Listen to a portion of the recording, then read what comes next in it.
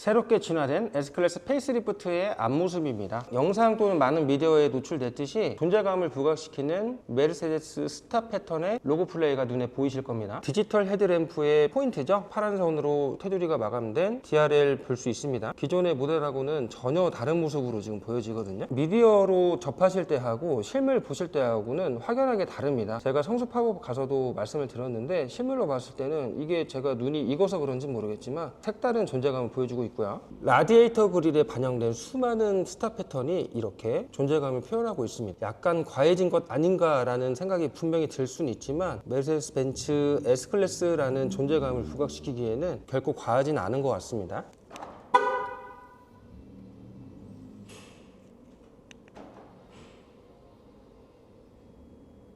19인치 휠이 반영된 S450 포매틱 스탠다드 휠 베이스의 모습입니다. 적용되어 있는 휠은 페이스리프트 이전 모델 S400D에서 공급했던 동일한 디자인의 휠입니다. 항상 차량 제조함에 있어서 타이어는 제조 시기 때마다 불량에 의한 리스크를 줄이려고 여러 가지 브랜드를 교차 적용해서 쓰는데 이 S450도 생산 시기별로 타이어 브랜드가 바뀔지는 모르겠습니다. 한번 출시하고 어떨지 한번 지켜보시면 좋을 것 같고요. 20인치가 반영되지 않아서 디자인적으로 조금 아쉽다는 평이 많지만 반대적으로는 우리가 피부로 느낄 수 있는 승차감 부분에서는 1인치 작은 이 19인치 휠이 압도적인 승차감의 차이를 제공해 드릴 수 있을 겁니다. 너무 아쉬워하지 마십시오. 연비도 좋아지고 승차감도 좋아집니다. MB-OS 기반의 드라이빙 어시스트 패키지 업그레이드를 대비한 펜더 카메라 보실 수 있고요. 기존에는 하나만 장착되어 있던 사이드미러에 카메라 모습 보고 계십니다. 그런데 지금은 두 개가 장착이 됐죠. 인증이 완료되면 어떠한 기능을 보여줄지 굉장히 기대가 되는 포인트입니다. 3개의 스타 패턴 로고 플레이가 적용된 페이스리프트 S클래스의 뒷부분 보고 계십니다. E클래스는 2개, S클래스는 3개. 이렇게 적용함으로써 등급의 차이를 두고 존재감을 구분할 수 있게 반영했습니다. 야간에 보면 굉장히 좀 존재감을 부각시킬 수 있는 디자인인데요. 이 부분도 색다른 묘미가 될 수 있습니다. 물론 아직 적용되지는 않았지만 시간이 지나면 분명히 시장의 평가를 받게 될 것이라고 생각이 됩니다. 페이스리프트 S클래스의 실내를 보겠습니다. 보시면 도어 트림의 구성이나 이런 부분들은 큰 틀의 차이를 두진 않습니다. 세 가지 자세를 기억할 수 있는 메모리 시트, 열선 통풍 시트, 조수석 조절 버튼, 그리고 기존과 동일한 시트 조절 버튼, 그리고 윈도우 창을 조절할 수 있는 패널, 이것도 큰 변경은 없습니다. 그렇지만 앰비언트 라이트 표시 부위가 면적이 좀 작아졌죠. 그러면서 아래 부위는 크롬 라인으로 이렇게 포인트를 두게 되었네요. 메르세데스 벤츠 성수 팝업에서 제가 안내해 드렸듯이 해당 부분은 제조 단가와 좀 연관이 있을 것 같아요. 기존에는 앰비언트 라이트 면적이 넓었던 것을 줄여내면서 그 부분의 허전함을 크롬 라인으로 조금 보강해 가지고 인테리어적인 효과를 좀 극대화시킨 걸로 보이고요. 이 부분은 사실 자동차 제조업에서 어쩔 수 없는 원가 절감과도 연관이 있다고 생각을 합니다. 이 부분의 제조 단가를 줄이고 다른 부분의 신규 사양에 대해서 개발비를 좀 투자를 했겠죠. 개인적으로는 실내에서 아쉬운 부분은 이 윈도우 패널 작동부라고 생각을 합니다. 제가 현업에서 여러 고객님들 만나 뵙고 차량 인도해보고 여러 가지 한번 경험을 해보면 여기 있는 사이드미러 조절 부분이 버튼이 이렇게 일체형으로 되어 있다 보니까 이쪽을 누르고 이쪽을 누르고 할 때마다 모든 버튼이 같이 눌리죠. 근데 가장 어려운 부분이 여기 아래 부분으로 눌렀을 때 이 사이드 미러가 같이 눌려서 접힌다는 거예요. 그래서 그런 큰 불편함이 있는데 페이스리프트를 하면서 이 부분에도 좀 물리 버튼을 적용해 줬으면 어떨까 하는 큰 아쉬움이 있습니다. 항상 페이스리프트를 할 때 새로운 상품성을 적용하면서 검증하고 상품성을 보완할 건 보완하고 원가 절감할 건 원가 절감하는데 이 부분도 좀 이번에 물리 버튼 적용해 줬으면 아주 좋은 반응이 있지 않았을까라는 큰 아쉬움이 있습니다. 아쉬움을 말씀드렸지만 반대로 반가운 일도 있죠. 보시면 트위터가 이렇게 구매스터 트위터 반영이 되어 있습니다. 기존에는 여기가 기본적으로는 이제 검정색 플라스틱 마감으로 해서 일반적인 트위터 스피커가 마감이 됐었는데 그 부분 출고하고 나서 이렇게 구매스터 트위터 튜닝 하시는 분 많았고 심지어 3D 트위터로 이렇게 별도로 튜닝 하시는 분들 많았죠. 근데 이 부분이 이제 여기 하단 메인 스피커처럼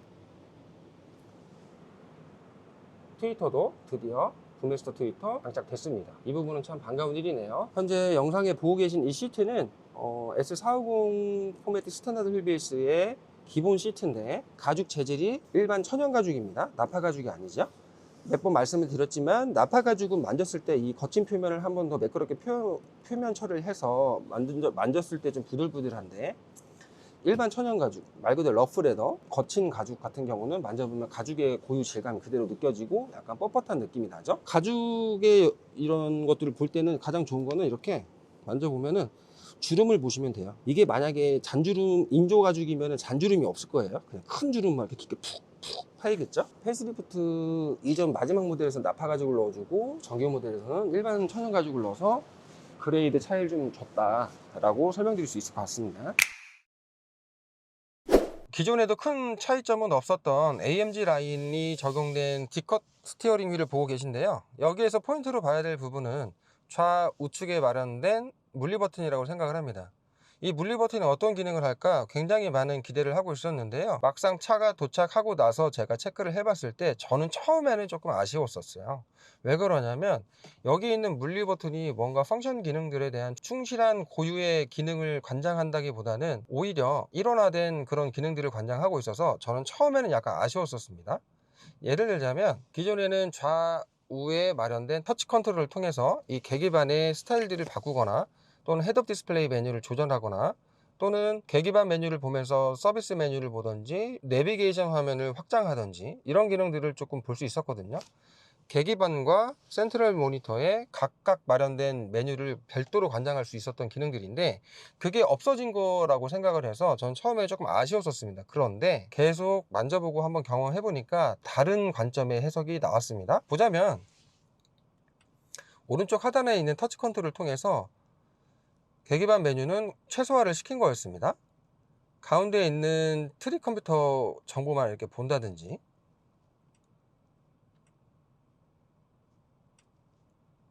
오른쪽으로 옮겨서 보조장치가 어떻게 작동하고 있는지를 본다든지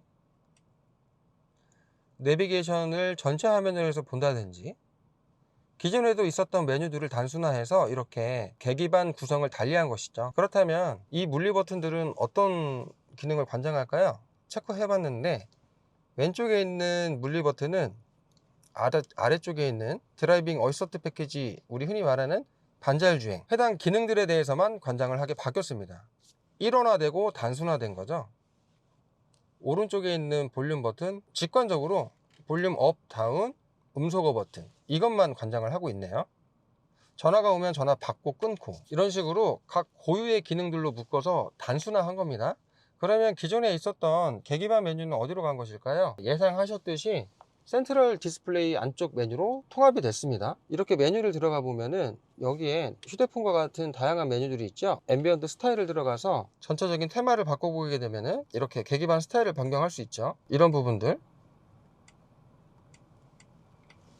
계기반 메뉴를 센트럴 모니터로 옮긴 겁니다. 계기반에서 좀 오작동이 일어날 만한 그런 것들은 모두 다 이제 삭제를 시킨 거죠. 원가 절감일 수도 있지만 페이스리프트에 맞춰서 슈퍼 스크린을 적용함과 동시에 차량 메뉴의 리뉴얼을 제대로 해놓은 것 같아요. 슈퍼 스크린 안에 포함된 이 벤츠 페이스리프트 S클래스의 메뉴를 한번 돌아보겠습니다. 예전에 홈 버튼을 누르면 차량 고유의 메뉴가 나왔었습니다. 근데 지금은 바뀌었지요. 이렇게 휴대폰처럼 이 위젯 같은 앱 모음을 누르게 되면 메인 메뉴가 나오게 됩니다. 차량 고유의 앱도 따로 추가하고 삭제할 수 있는 것도 모아놨고요. 메르세데스 스토어를 통해서 이 차량의 확장성도 표현을 할 수가 있습니다.